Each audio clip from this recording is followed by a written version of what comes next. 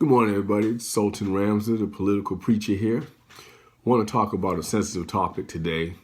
Ever since the vote in New York for abortion, full term, pretty much, everybody's been talking about the topic.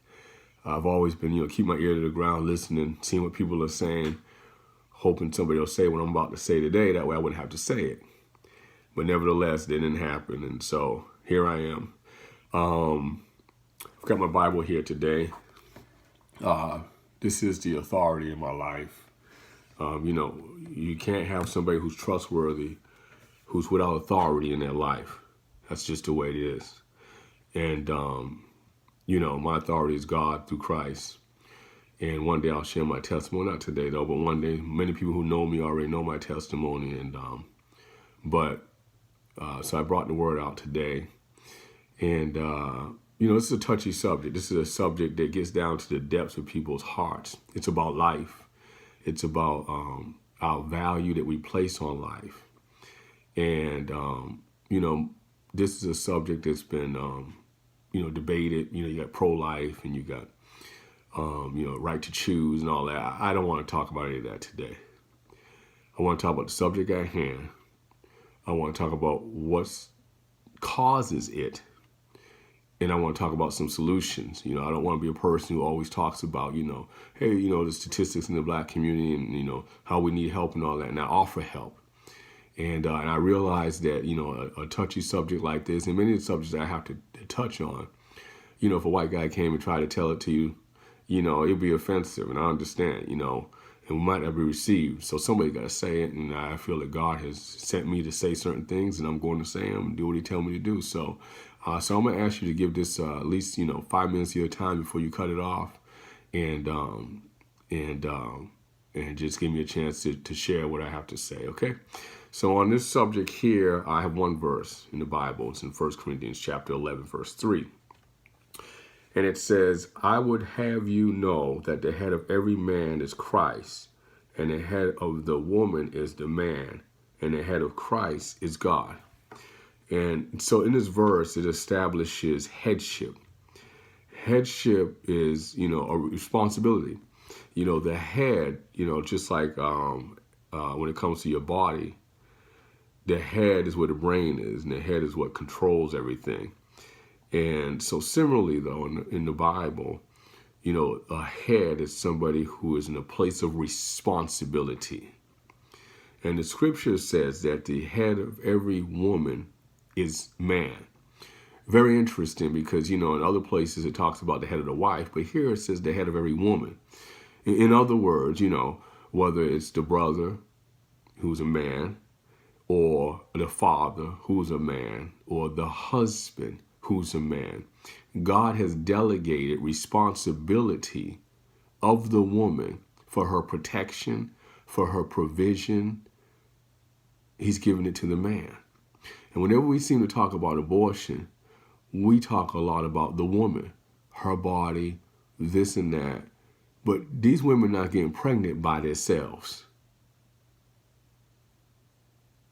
And no matter how much we try to legislate it, it's not going to work, right? Roe versus Wade passed, but that's not why people get abortions. They don't just get abortions because it's legal. People get abortions because they don't have a head. What do you mean you don't have a head? They don't have a protector.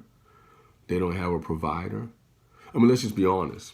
In the black community, we're in the lead when it comes to abortion. Our women get abortions more than any other ethnic group. And that is because the black man does not love, respect, provide, or protect the black woman. Now, of course, there's exceptions to the rule, and all that, but let's get to the heart of the matter, right? That's the issue.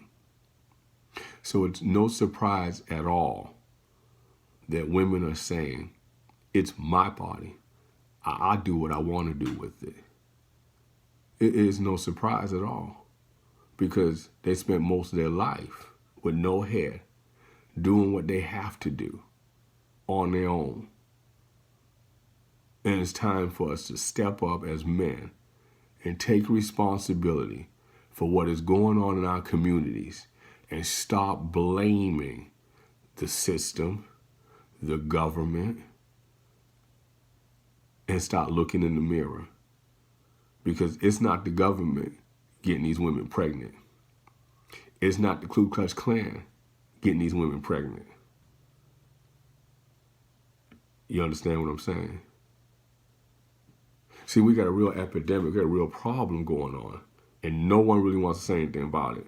You know, when we start talking about abortion, we want to start talking about, you know, the women and, you know, their hearts are cold. But the bottom line is, how do you expect somebody who has not been taught to honor life, has not been taught that they are valuable, how do you expect that person then to go and believe that what's produced by her is valuable? Our women deal with all kinds of issues, and a lot of women do, right? Molestation, secrets, shame, pain, humiliation, embarrassment. And you know, in our community, we can be cold, right? You know, and women too dark, hair too kinky, this to that, that to this. And that's why we're facing the problems we're facing today. You know, when it says the head of every woman is a man, you know, the first head is supposed to be the father. This is the one that's supposed to be there in that child's life and teach this young lady that she's worth something, that she's worth working for, that she's worth providing for, that she's worth tucking in at night. And in many homes, that's not happening. It hasn't been happening for a long time. And it's not the government's fault. It's the black man's fault. Because we make these babies. And so you take a woman, listen to this. You know, I've got 2 sons. So I have to teach my sons. You know, so I take my sons to the, there's a dealership here in Orlando that sells Bentley, Rolls Royce, and Lamborghini. I take my sons to the dealership and, you know, we're looking at cars and looking at prices and stuff. And I explain to them, it's a life lesson. And I explain to them that, you know, these are called exotic cars. And these cars are exotic cars because, and many of you may not know this, because they're made by hand. They're not made on an assembly line. So somebody crafts them by hand and puts them together. And, you know, similarly, you know, we're put together by God. You know, he crafts us, he knits us together in the womb, it says in the book of Psalms. And I tell them that because these cars are valuable, everyone can't afford to have them. And I tell my boys that they are valuable and that everyone shouldn't be able to have them either. And I explain to them that each time they lay with a woman, that they decrease their own value. And then I let them know this. I let them know this verse here, that the head of every woman is man. That means that when they come in contact with a young lady, it is their responsibility to protect her, to honor her, and to respect her. You see, I let them know there's a lot of young ladies out here who don't have fathers in their life. They don't feel valued. I mean, women will take off their clothes on Instagram for likes, not even monetary. You know what I mean? At least a prostitute get paid.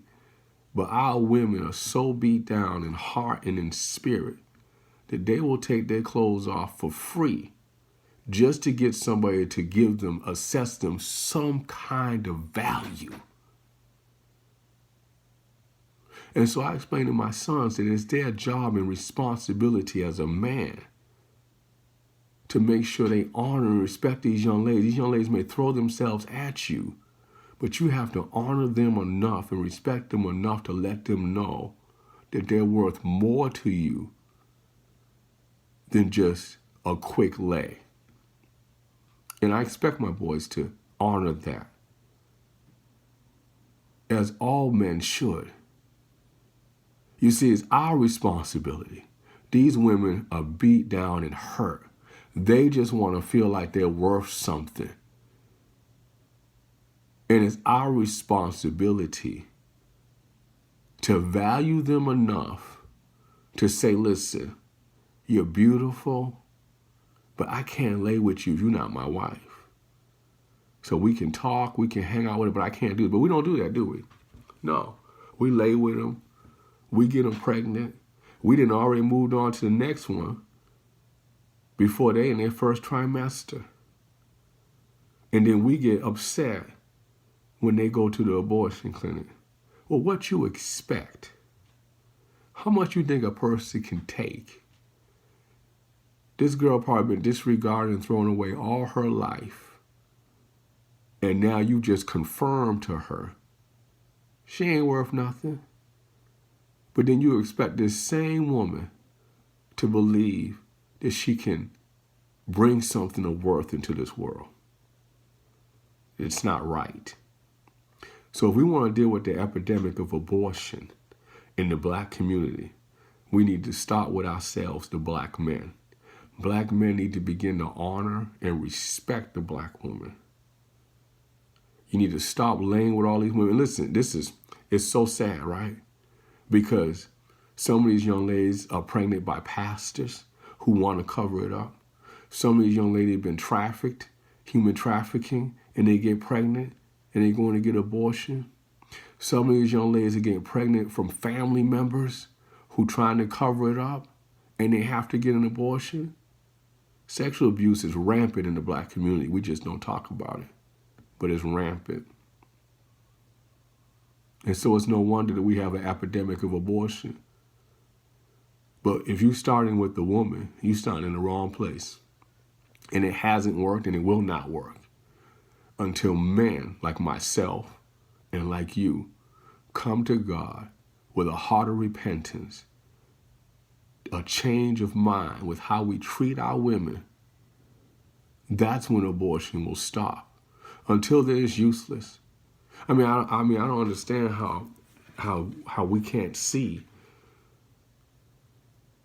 that this woman, the reason why women are saying it's my body, it's my choice, and no man got a right to say anything. See, that's the voice of pain. Because you know what they're saying? They're saying, you didn't care, respect, and honor me enough to wait till marriage. You just took it. And then you discarded me. And now all of a sudden, I want my baby. Really? Well, let me ask you this then. In the black community, we have a lot of single mothers on welfare. You know why that is? Because there's a lot of black men who sleep with multiple women, get them pregnant, and just keep moving on to the next one. So they're left to fend for themselves. And they tired. We need to change. When we start addressing the heart of the matter, and us as men start taking our rightful place as the head, the protectors, the providers of these women, and not just our wives, but our daughters, our neighbors, our friends, that's when we'll start getting some solutions. But until then, you can't go walking around here talking about how disgusting it is, how terrible it is, and you not part. Are you talking to your sons about it? You talking to your homeboys? Every time he talking about he gonna smash this and hit that, you gonna stop and say, "Hey, hold on, bro. No, we got to change this, man. When you gonna get your life right? When you gonna get your priorities straight? When you gonna become a giver, not a taker, a provider, and not a user?" See, they ain't preaching this in church. The pastor doing it. He can't preach it. Somebody got to say it. And I can't. What am I supposed to do? I got daughters. I got sons. It starts with me. It starts with you. Let's take responsibility for what's going on in our communities and stop blaming people. Planned Parenthood, they just trying to make a profit. They realize these black men gonna keep getting these poor women pregnant, and these women ain't got no place to go. Some of them got 4 or 5 kids already. These men gonna keep molesting these little girls. They gonna get pregnant, gotta cover these pastors, gotta cover it up. See, they just trying to make a profit. You can't blame them. Jesus says this way. Jesus said, nothing from outside of man make a man unclean. Everything that man do that's evil, it come from his heart. It start from within him. So it start with us.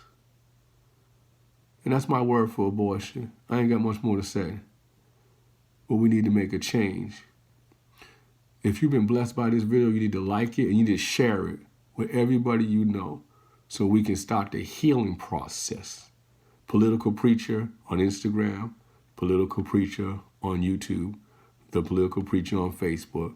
Look me up. You'll find me on there. Share this video with everybody you know, especially every broken woman that you know that's hurting. And let me just say this too. The effects of abortion on the soul of a person, man, is terrible. The guilt, the shame. We need healing, not blame. We need to start honoring and respecting our women and treating them as the queens that we say they are.